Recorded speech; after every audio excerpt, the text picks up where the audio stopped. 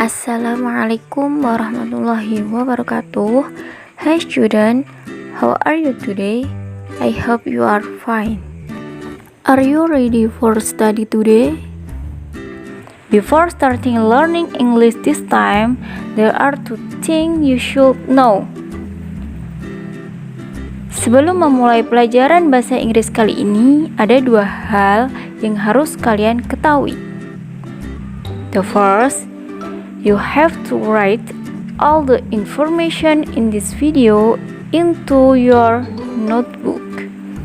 Yang pertama, kalian harus mencatat segala informasi yang ada dalam video ini ke dalam catatan kalian.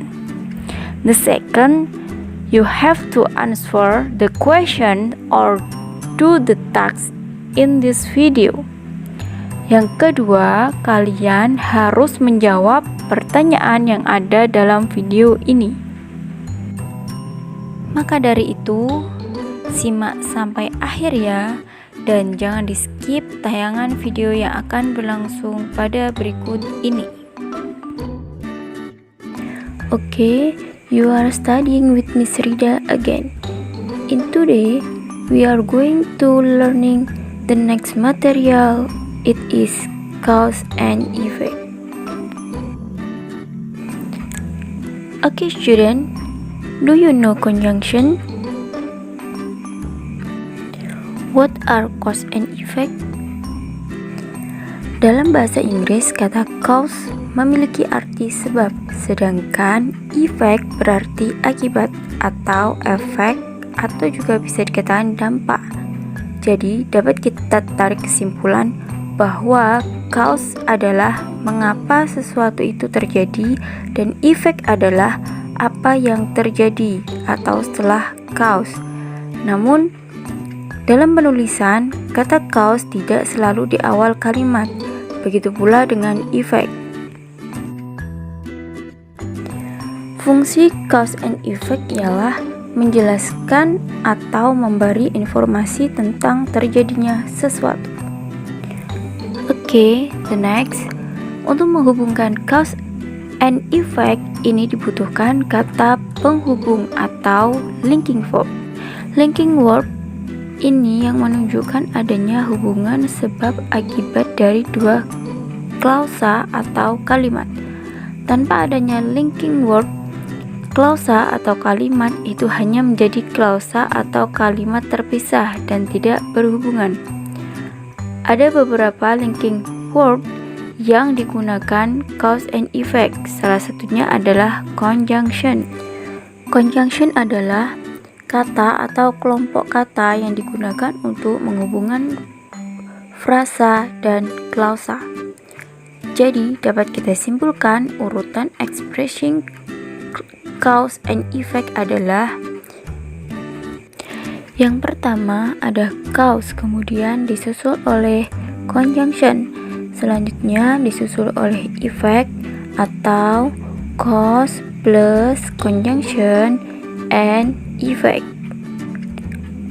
Oke anak-anak, conjunction yang sering dipakai untuk expressing cause and effect adalah: yang pertama ada so yang artinya jadi, kemudian ada so that artinya sehingga, kemudian ada therefore artinya oleh karena itu, kemudian ada because ini artinya karena.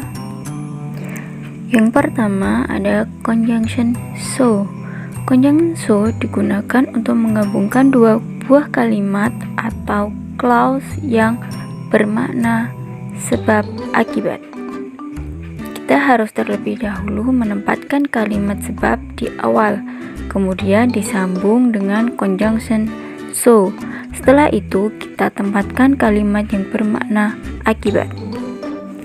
Langsung saja kita masuk pada pola yang pertama, yaitu pola conjunction so. Kalimat yang pertama berupa cause, yaitu sebab, kemudian conjunction so. Setelah itu kalimat kedua yaitu effect atau akibat. Contoh yang pertama ada I'm full, kemudian so, I don't eat anymore. Ya, artinya saya sudah kenyang. Jangan lupa setelah kalimat pertama dikasih koma. Setelah itu, jadi saya tidak makan lagi. Contoh yang kedua yakni she eat too much, so she feels asleep now. Dia terlalu banyak makan, koma, jadi dia mengantuk sekarang. Oke anak-anak, selanjutnya yang kedua yakni conjunction so that. Conjunction so that hampir sama penggunaannya dengan so, yaitu menggabungkan dua buah kalimat atau clause yang bermakna sebab akibat. Kita harus terlebih dahulu menempatkan kalimat sebab di awal, kemudian disambung dengan conjunction so that. Setelah itu kita tempatkan kalimat yang bermakna akibat. Mari kita lihat pola conjunction so that.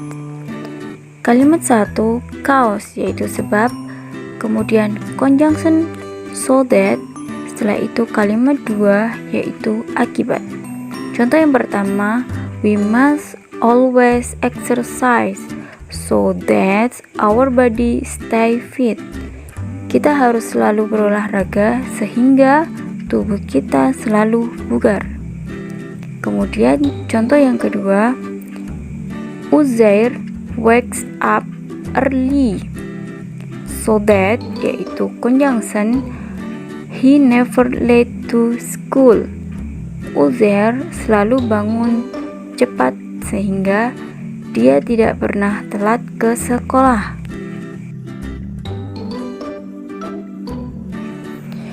Yang ketiga, conjunction therefore.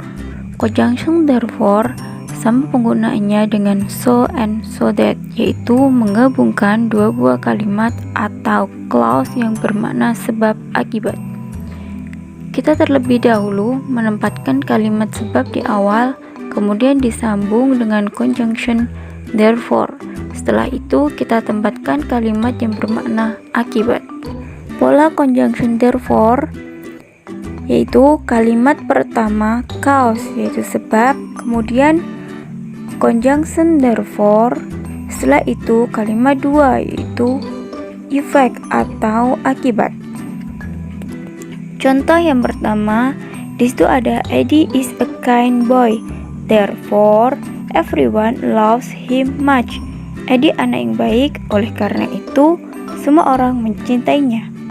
Contoh yang kedua yaitu they play football all day, therefore they feel tired.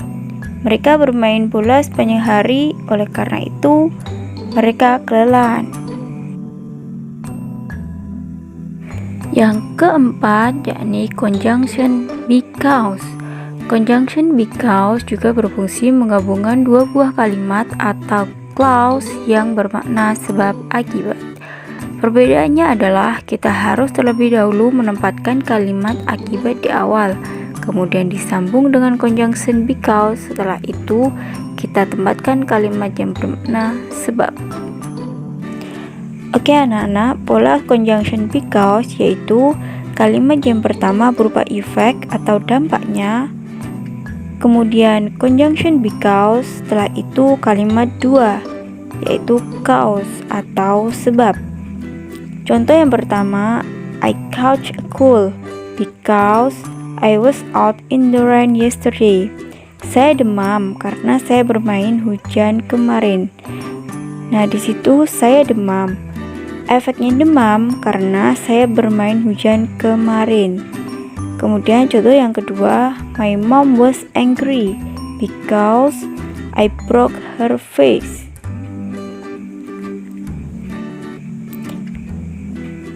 Contoh yang kedua yaitu my mom was angry because I broke her vase. Ibu saya marah karena saya memecahkan vasenya. Nah, di situ sebab dia memecahkan vasenya, akibatnya ibunya marah.